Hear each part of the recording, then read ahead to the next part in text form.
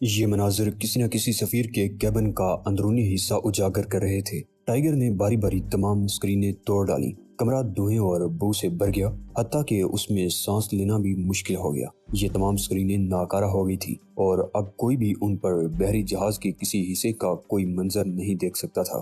وہ ایک بار پھر مختلف کمروں میں گھس گھس کر دیکھنے لگا، لیکن اسے ان کمروں میں کوئی بھی دکھائی نہ دیا۔ کسی زیرو سے ملاقات نہ ہوئی۔ کمروں میں غذا کے خالی ڈبے یا سلیپنگ بیگ ضرور نظر آئے۔ ٹائیگر حیران ہوا کہ اسے کوئی ہتھیار یا کاغذ کا بھرا ہوا ڈبہ کیوں نہیں ملا۔ ان کمروں میں مشینوں کے علاوہ کوئی بھی ایسی شے نہیں تھی جس سے پتہ چلتا کہ یہ حصہ موجودہ حالات میں کسی کے زیر استعمال ہے۔ ٹی وی کے مانیٹر، کمپیوٹر اور دیگر مشینیں ہی ہر جگہ پھیلی ہوئی تھیں۔ راہداری میں وسیع دائرے کی شکل میں گھومتے ہوئے بالآخر ٹائیگر ایک ایسے چھوٹے سے کمرے میں پہنچ گیا جہاں ایک بالٹی اور صفائی کرنے والا برش رکھا ہوا تھا۔ یہ وہی کمرہ تھا جس کی دیوار میں شگاف پیدا کر کے وہ اس خفیہ حصے میں داخل ہونے میں کامیاب ہوا تھا۔ وہ اس کمرے سے نکل آیا اور پھر اس کا دروازہ واپس رکھ کر اسے وہاں جام کر دیا تاکہ کوئی دوسرا اس راستے سے بحری جہاز کے اس ممنوع حصے میں قدم نہ رکھ سکے۔ وہ واپس چل دیا۔ بیشتر راستے سنسان تھے۔ اس وقت محافظوں کو ڈیوٹی پر موجود ہونا چاہیے تھا،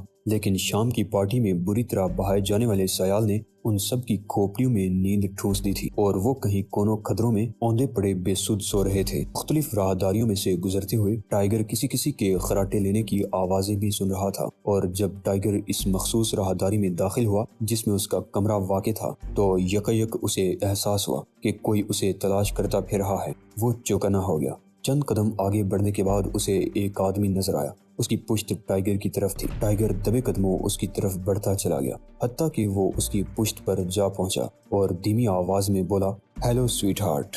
اوہ ہیلو۔ بہرام نے چونکے بغیر پلٹ کر دیکھا اور کہا، کیا تم پھر تیرنے کے لیے جا رہے ہو؟ آپ کسی شے کے متلاشی معلوم ہوتے ہیں۔ ٹائیگر نے اس کی بات نظر انداز کرتے ہوئے کہا۔ اس کی نظریں ان کاغذات پر جمی ہوئی تھی جنہیں بہرام نے اپنے ہاتھ میں تھام رکھا تھا۔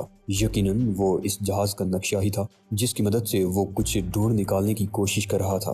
ہاں، میں اس بحری جہاز کا وہ راز معلوم کرنا چاہتا ہوں، بہرام نے جواب دیا۔ ٹائیگر کے ہونٹوں پر بڑی ہی شریر سے مسکراہٹ رقص کرنے لگی۔ اسے کچھ دیر قبل اپنے ذہن پر چھا جانے والی جلاہٹ یاد آ گئی، اور وہ خیال بھی دوبارہ اس کے ذہن میں گھومنے لگا تھا کہ اگر بہرام جہاز کی پیندے میں ہونے والے سوراخ سے نکل کر اور پھر کسی ویل مچھلی کے پیٹ میں اتر جائے تب بھی اسے کوئی پرواہ نہ ہوگی۔ تمہاری مسکراہٹ معنی خیز ہے، بہرام نے چونک کر کہا۔ جی ہاں، اگر آپ اس خفیہ حصے تک پہنچنے کا راستہ تلاش کر رہے ہیں تو یقین کیجئے کہ وہاں تک پہنچنے کا ایک ہی نہیں بلکہ درجنوں راستے ہیں، اور آپ جہاں سے چاہیں اس حصے میں داخل ہو سکتے ہیں۔ یہی وجہ تھی کہ وہ لوگ بحری جہاز کے جس حصے میں چاہتے تھے منمانی کر کے چند ہی ساتوں میں غائب ہو جاتے تھے۔ ٹائیگر نے اطراف میں دیکھا اور دھیمے سے رازدارانہ لہجے میں بولا، وہ خفیہ حصہ عقبی سمت میں واقع ہے۔ عقبی نہیں، سامنے والی سمت میں ہے، بہرام نے تصحیح کی۔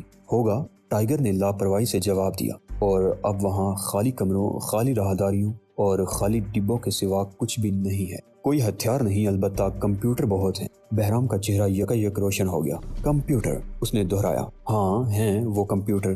کہاں ہے وہ کمپیوٹر؟ ٹائیگر کا موڈ یکایک خراب ہو گیا۔ وہ جانتا تھا کہ کمپیوٹر بہرام کی کمزوری ہے۔ وہ خود بھی ہر وقت ایک کمپیوٹر سے الجھا رہتا تھا۔ نہیں، میں آپ کو اس بارے میں کچھ نہیں بتا سکتا، اس نے حتمی لہجے میں کہا۔ کیوں نہیں؟ یہ ایک ذاتی قسم کا راز ہے جسے میں اپنی ذات تک محدود رکھنا چاہتا ہوں۔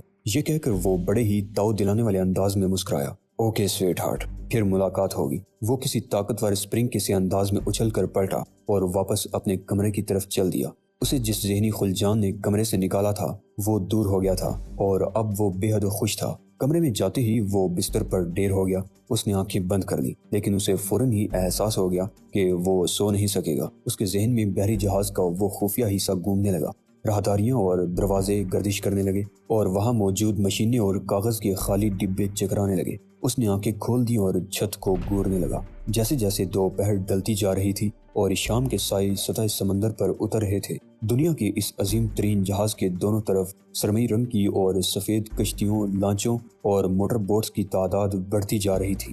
آج دنیا کے اس سب سے بڑے جہاز پر پارٹی کی آخری رات تھی اور مہمان چلے آ رہے تھے۔ ڈیموس 212 فٹ لمبی کشتی میں سوار تھا اور یہ کشتی بھی جہاز کی طرف جا رہی تھی۔ پل پل کی خبریں مل رہی تھی۔ اسے بتایا گیا تھا کہ اس کے حریف تھابیس کی 213 فٹ لمبی کشتی جہاز کے قریب پہنچ چکی ہے۔ اس وقت خود ڈیموس کی کشتی بھی جہاز سے زیادہ دور نہیں تھی۔ ڈیموس کو یہ بھی معلوم ہوا تھا کہ اپنی کشتی کے نچلے عرصے پر تھابیس نے اپنے تمام آدمیوں کو جمع کر کے ایک خاص کانفرنس کی تھی۔ یہ وہی لوگ تھے جو ایک رات قبل تک دنیا کے اس عظیم ترین جہاز کے خفیہ حصے میں اپنی پراسرار کارروائیوں میں مصروف رہے تھے۔ انہوں نے بے پناہ خونریزی کی تھی اور اس عظیم ترین جہاز کی ساکھ کو اس قدر نقصان پہنچایا تھا کہ وہ آئندہ کے لیے مشکوک اور ناقابل اعتبار ہی نہیں، ایک منحوس، خطرناک اور آسیب زدہ جہاز مشہور ہوتا جا رہا تھا۔ اور اگر آج رات آخری پارٹی میں خود اس کا مالک یعنی ڈیموس دعوت میں شریک نہ ہوا تو اس جہاز کو اسکریپ کرنے کے علاوہ کوئی صورت باقی نہیں رہ جائے گی۔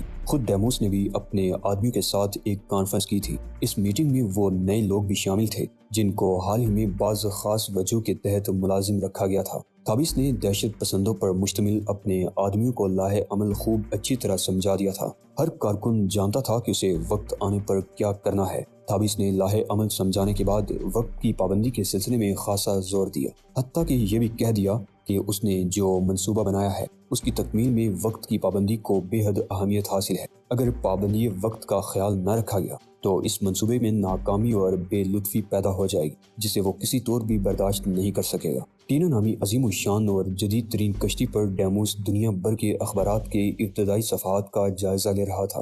اس کی کشتی صبح کی پہلی کرن کے ساتھ دنیا کے عظیم ترین جہاز سے کچھ فاصلے پر پہنچ کر رک گئی تھی۔ ڈیموس کی آنکھوں میں خطرناک چمک تھی۔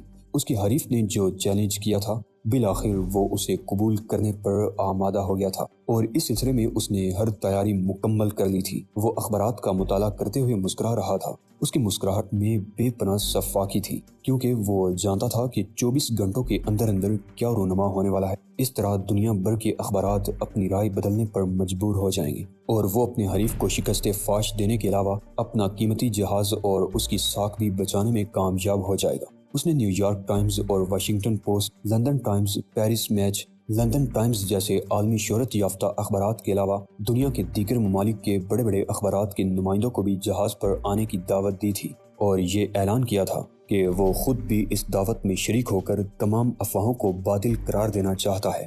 وہ دل ہی دل میں اپنے منصوبے کی جزیات پر غور کرنے لگا۔ جیسے جیسے وہ اس کی تفصیل پر غور کر رہا تھا اس کی آنکھوں میں چمک بڑھتی جا رہی تھی اور اس کے چہرے پر نظر آنے والے جوش و خروش میں اضافہ ہوتا جا رہا تھا۔ کل کے اخبارات دنیا کو ایک انوکھی کہانی سنائیں گے، وہ زیر لب بولا۔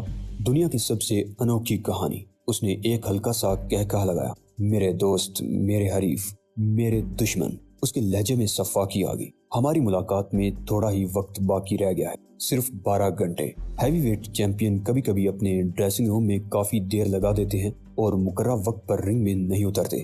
دراصل اس طرح وہ اپنے حریف کو انتظار کی زحمت میں مبتلا کر کے اس کے اعصاب پر اثر انداز ہونے کی کوشش کرتے ہیں۔ یہ بات تھابیس بھی جانتا تھا، اس لیے جب اس نے ڈیموس کی عظیم الشان کشتی سے کیپٹن کی لانچ کو متحرک ہوتے دیکھا تو وہ حیران رہ گیا اور گہری دلچسپی سے اس لانچ کی طرف دیکھنے لگا جو آہستہ آہستہ دنیا کے عظیم ترین جہاز کی طرف بڑھنے لگی تھی۔ تھابیس کی لانچ بھی جہاز کی طرف روانہ ہونے کے لیے تیار تھی، لیکن وہ اپنے حریف کو بے چینی میں مبتلا کرنے والا گر استعمال کرتے ہوئے ابھی انتظار کر رہا تھا۔ وہ جانتا تھا کہ اس کی لانچ ڈیموس کی لانچ کے بعد جہاز کے قریب پہنچے۔ جب اس نے دیکھا کہ ڈیموس کی لانچ اس پلیٹ فارم کے ساتھ لگ کر رک گئی ہے جہاں سے لفٹ کے ذریعے بالائی عرصے پر پہنچا جاتا ہے تو اس نے اپنی لانچ چلانے کا اشارہ دے دیا۔ تھابیس سفید جیکٹ اور سیاہ پتلون میں ملبوس تھا۔ پتلون پر سائن کے چمکدار دبے بے حد خوشنما لگ رہے تھے۔ ان سے روشنی منعکس ہوتی تھی تو یوں لگتا تھا جیسے سرمئی سمندر کی سطح پر ستارے اتر آئے ہوں۔ وہ اپنی لانچ کے عرصے پر پہنچا اور پھر اس کی لانچ جیسے ہی اپنے حریف کی لانچ کے قریب پہنچی اس نے ریلنگ پر جھک کر اس میں جھانکا۔ ٹائیگر اس وقت دنیا کے اس عظیم ترین جہاز کے عرصے پر کھڑا یہ منظر دیکھ رہا تھا۔ اس نے پہلے تھابیس اور اس کے پیچھے پیچھے ہیلن کو نمودار ہوتے دیکھا۔ ہیلن کے عقب میں نصف درجن دوسرے آدمی تھے۔ ڈیمو۔ تھابیس نے ریلنگ پر جھک کر اپنے حریف کو پکارا۔ ڈیموس کی لانچ سے کوئی جواب نہ ملا۔ ڈیمو، میرے پرانے دوست۔ تھابیس نے بلند آواز میں دوبارہ ہانک لگائی۔ باہر آ جاؤ۔ ڈیموس کی لانچ کے عرصے کا دروازہ اٹھا اور نچلی سیڑھیوں سے کسی کا ابھرتا ہوا سر دکھائی دینے لگا۔ پھر ایک مضبوط جسم والا کپتان نمودار ہوا اس نے نیلی اور سفید داڑیوں والا لباس زیب تن کر رکھا تھا۔ اس کی پتلون پر کہیں کہیں گریس کے دبے لگے ہوئے تھے۔ اس نے عرشے پر آ کر تھابیس کی طرف دیکھا جو اس وقت بھی ریلنگ پر جھکا ہوا تھا۔ وہ لانچ پر موجود نہیں ہے۔ کپتان نے ہاتھ سے منہ کے سامنے بوپو بناتے ہوئے آگاہ کیا۔ وہ آہستہ آہستہ آگے بڑھنے لگا حتیٰ کہ وہ اپنی لانچ کے عرشے کی ریلنگ تک پہنچ گیا۔ اب وہ تھابیس سے بے حد قریب تھا۔ تھابیس اسے قریب سے دیکھ کر یوں سمٹ گیا جیسے وہ انسان کی بجائے کوئی غلیظ مخلوق رہا ہو۔ ڈیمو کہاں ہے؟ تھابیس نے بڑی نفرت سے پوچھا۔ وہ یہاں نہیں ہے، کپتان نے اسی جیسی نفرت سے لبریز لہجے میں جواب دیا اور پھر کھلکھلا کر ہنس پڑا جیسے اس نے کوئی بے حد مزاحیہ بات کہہ دی ہو۔ تھابیس اسے قہر آلود نظروں سے دیکھنے لگا۔ کپتان نے لاپرواہی کے اظہار میں کندھے اچکائے اور واپس اسی دروازے کی طرف چل دیا جس میں سے کچھ دیر قبل وہ نمودار ہوا تھا۔ دروازہ ایک دھماکے سے بند ہو گیا۔ نیچے کیبن کا دروازہ کھلنے اور بند ہونے کی آواز سنائی دی۔ پھر ڈیموس کی لانچ کا انجن بیدار ہو کر گرجنے لگا۔ اگلے ہی لمحے لانچ نہایت شاندار انداز میں گھومی اور پھر کسی بہت بڑی مچھلی کی طرح سمندر کے سینے پر تیرتی ہوئی اس عظیم الشان جہاز سے دور ہوتی چلی گئی جہاں آج ڈیموس کو دعوت میں شریک ہونے کے لیے آنا تھا۔ ٹائیگر نے اوپر سے دیکھا۔ تھابیس نے کسی جلائے ہوئے آدمی کے سے انداز میں اپنا دایاں ہاتھ بائیں ہتھیلی پر گوسے کی شکل میں مارا۔ پھر اس نے اسبات میں سر ہلایا جیسے اس کی سمجھ میں کوئی خاص بات آ گئی ہو اور اب تک اسے جو الجھن تھی وہ دور ہو گئی ہو۔ وہ اپنی بیٹی کی طرف جھک گیا۔ ٹائیگر عرشے پر کھڑا تھابیس کو اپنی بیٹی ہیلن سے سرگوشیاں کرتے ہوئے دیکھتا رہا۔ کچھ دیر بعد ٹائیگر نے ڈیموس کی لانچ کی طرف دیکھا۔ وہ بڑے جہاز سے 400 گز دور پہنچ چکی تھی۔ اچانک وہ رک گئی۔ ٹائیگر چونک پڑا۔ اس نے حیرت سے اس لانچ کی طرف دیکھا جو رکنے کے بعد اچانک ہی یوں گھومنے لگی تھی جیسے کسی کو کوئی خاص اشارہ دے رہی ہو یا پھر اس مقام پر انتظار کر رہی ہو کہ کوئی خاص چیز ظہور پذیر ہوگی۔ ٹائیگر ایک بار پھر تھابیس کی لانچ کو دیکھنے لگا۔ وہ اس وقت بلند ترین عرشے پر تھا اس لیے اسے ریلنگ سے کافی جھک کر نیچے دیکھنا پڑ رہا تھا۔ اس نے دیکھا کہ تھابیس نے اپنی بیٹی کا ہاتھ تھام لیا ہے اور اسے لانچ سے اس پلیٹ فارم پر اترنے میں مدد دے رہا ہے جہاں سے لفٹ ان لوگوں کو دنیا کے سب سے بڑے بحری جہاز کے اس بلند ترین عرشے تک پہنچا سکتی تھی۔ تھابیس نے پلٹ کر اپنے آدمیوں کو ایک مخصوص قسم کا اشارہ بھی کیا تھا جس کا مفہوم ٹائیگر کی سمجھ میں نہ آ سکا، لیکن وہ یہ دیکھ کر چونکے بغیر نہ رہ سکا کہ ان نصف درجن آدمیوں میں سے ہر ایک نے ایک سیاہ رنگ کا بریف کیس اٹھا رکھا ہے۔ تمام آدمی تھابیس اور ہیلن کے پیچھے چلتے ہوئے پلیٹ فارم پر پہنچ گئے۔ اب اس عظیم جہاز کے عظیم ترین خم کی وجہ سے ٹائیگر ان لوگوں کو دیکھ نہیں سکتا تھا۔ 90 سیکنڈ کا وقفہ رہا، پھر لفٹ اوپر آتی دکھائی دینے لگی۔ جہاز کے پہلو سے تیز رفتار لفٹ اوپر عرشے کی طرف آ رہی تھی۔ ٹائیگر لفٹ کی طرف متوجہ رہا۔ لفٹ عرشے کی سطح کے برابر پہنچی تو اسے لفٹ میں موجود افراد دکھائی دینے لگے۔ مین ڈیک پر واقع دروازہ آہستہ آہستہ اور بے آواز کھلا۔ سب سے پہلے تھابیس لفٹ سے باہر آیا۔ اس کے پیچھے پیچھے ہیلن تھی۔ ان کے بعد لفٹ سے کوئی نہیں نکلا۔ اس کا مطلب تھا کہ بریف کیسوں والے وہ 6 آدمی ابھی نیچے ہی ہیں۔ تھابیس اور اس کی بیٹی ہیلن نے جیسے ہی عرشے پر قدم رکھا وہاں موجود مہمانوں کے ہجوم نے فوراً ہی ان کو نرغے میں لے لیا۔ یہ سب کے سب لوگ شام کی سمندری ہوا سے لطف اندوز ہونے کے لیے عرشے پر کھڑے تھے۔ انہوں نے تالیاں بجا کر ان دونوں کا استقبال کیا۔ اچانک ہیلن کی نگاہ اٹھ گئی۔ ٹائیگر اسے صرف چند قدموں کے فاصلے پر موجود تھا۔ ٹائیگر نے اس کی طرف دیکھ کر ہاتھ لہرایا لیکن ہیلن اس انداز میں پلٹ گئی جیسے اس کی صورت بھی نہ دیکھنا چاہتی ہو۔ لفٹ کا دروازہ بند ہو گیا اور وہ دوسرے مسافروں کو لینے کے لیے نیچے پھسل گئی۔ عرشے پر موجود مختلف ممالک کے سفیر اب بھی تھابیس اور ہیلن کی پذیرائی میں تالیاں بجا رہے تھے۔ دونوں جواباً مسکرا رہے تھے۔ کبھی کبھی ان میں سے کوئی ہاتھ بھی لہراتا اور کبھی سر خم کر دیا جاتا۔ اچانک تالیوں کی آواز بند ہو گئی۔ ایک اور آواز تالیوں کی آواز پر غالب آ گئی تھی۔ عرشے پر موجود ہر شخص چونک پڑا۔ خود ٹائیگر بھی چونکے بغیر نہ رہ سکا۔ اس نے اوپر دیکھا۔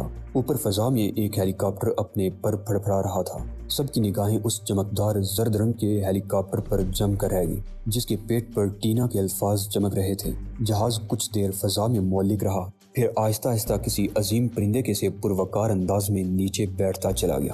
ٹائیگر نے گردن گھما کر تھابیس کی طرف دیکھا۔ تھابیس کے ہونٹ بھیج گئے تھے اور اس کی آنکھوں سے بے پناہ سختی جھلکنے لگی تھی۔ اس کے ہونٹ یوں سکڑ گئے تھے کہ اس کے چہرے پر ہونٹوں کی جگہ ایک موٹی سی لکیر دکھائی دینے لگی تھی۔ ٹائیگر نے سمندر کی طرف دیکھا۔ تھابیس کی لانچ واپس جا رہی تھی اور اس میں صرف ایک پائلٹ ہی دکھائی دے رہا تھا۔ اس کی نگاہ ڈیموس کی لانچ کی طرف اٹھ گئی جو اب بھی عظیم ترین جہاز سے 400 گز دور سمندر میں کھڑی تھی۔ اب اس نے چکرانا بند کر دیا تھا۔ ہیلی کاپٹر جہاز کے عرشے پر اتر گیا۔ انجن بند ہو گیا۔ بڑے بڑے پروں نے ہوا کے جھونکوں کو کاٹنا بند کر دیا اور جلد ہی پرسکون ہو گیا۔ عرشے پر گہرا سکوت چھا گیا اب عرصے پر موجود ہجوم ہیلی کاپٹر کی طرف لپک رہا تھا۔ تھابیس اور ہیلن جہاں تھے وہاں تنہا کھڑے رہ گئے۔ ان کی آنکھوں میں شکوہ تھا، جیسے انہیں توقع نہیں تھی کہ لوگ انہیں اتنی آسانی سے بھی نظر انداز کر سکتے ہیں۔